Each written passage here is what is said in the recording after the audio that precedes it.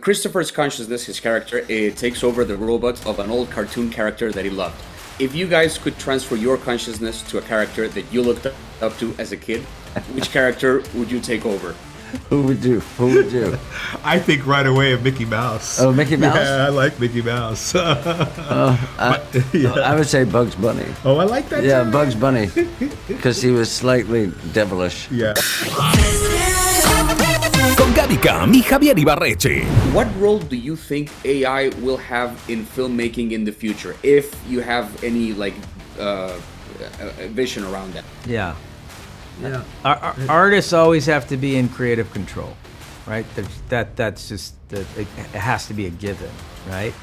And so the artist has to be in control of any technology that they use, and I think that's the line in the sand, and that's how we have to approach any AI advancements in film. Have always have to come through the artist's control of that technology.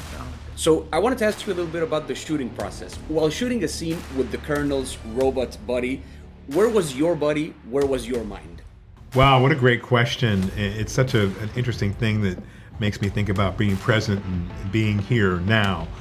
So when I was shooting those scenes, operating the drone, I was at home in my own body in my office, which was very wonderful to feel that they had created an office for me that was really had all of my plaques and all of the robot heads that I had acquired.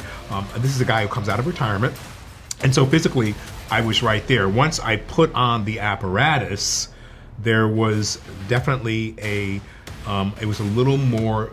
There's more congestion. Right, because I'm putting on something that I'm seeing through, and I had to use my imagination then to project my voice and to control the chaos in a way that Colonel Bradbury would. But I was seeing in a way less. So I was still very much present in my body, seeing the scene, even though it wasn't being projected before me. This, I think, addresses several questions, but my question to you is, have your personal views on what it means to be changed after making this movie? With this of being present, and if so, how? What do you mean? What has changed my views on? In the sense of your views on what it means to be, in the sense of, are we mind, are we body, are we both, something else? Have your views in that sense changed after being a part of this movie? No, the movie has solidified for me what I always believed, is that we are both. That we're not just minds, that we're not just bodies. We're both. And I think that's what separates us from a lot of other creatures. There are those, of course, who are just minds, who are sort of distanced from humanity, distanced from their own emotions, and that's not a good thing.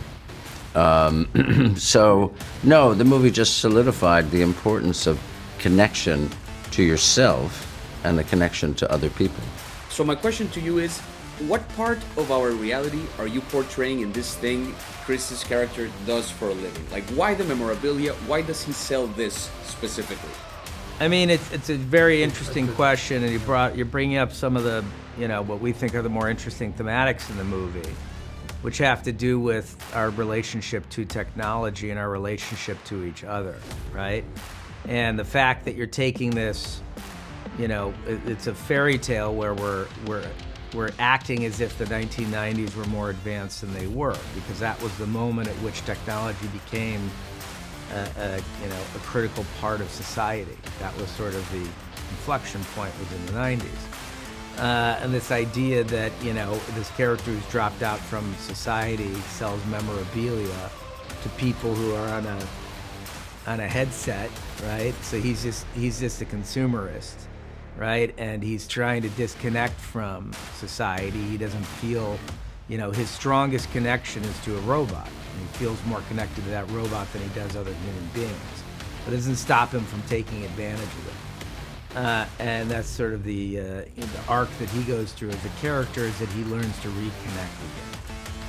What's the reason behind making Mr. Peanut the robot's ambassador? Why him specifically? Seems so ridiculous. Yeah, we have a taste for the ridiculous, yeah. Well, what we really liked about the story of the robots was this idea that they were designed for a specific purpose by people. They were given a specific purpose. Mr. Robot was supposed to represent his brand of peanuts and help people like peanuts and give people bags of peanuts so that they can sort of enjoy the brand.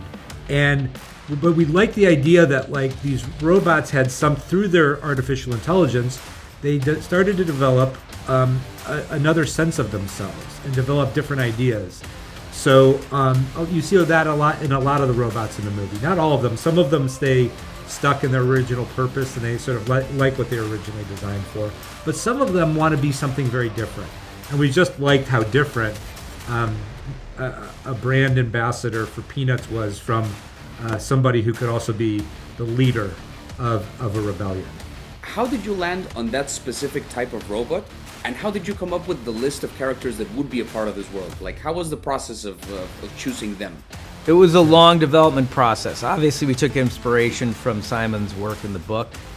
And then we had to fill the world out even more. So we started ideating around the concept of where these robots came from, when they started, why do they exist in an alternate 1990s, where if you track back from the 1990s, would you find something similar to this, or a brain or an entrepreneur who could have created them, and what would have been their reasoning for creating them?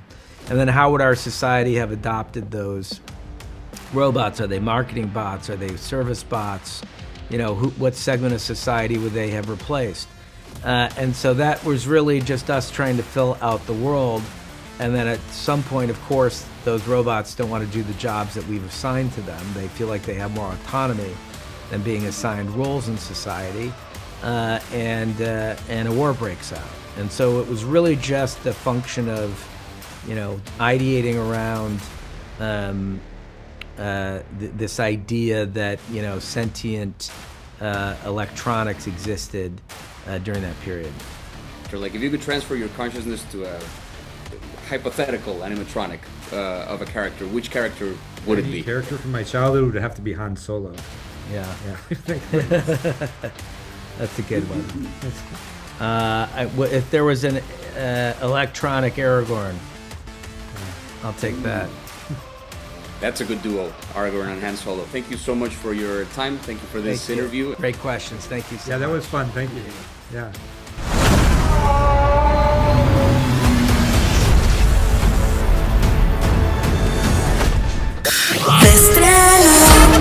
Con Gaby Cam y Javier Ibarreche.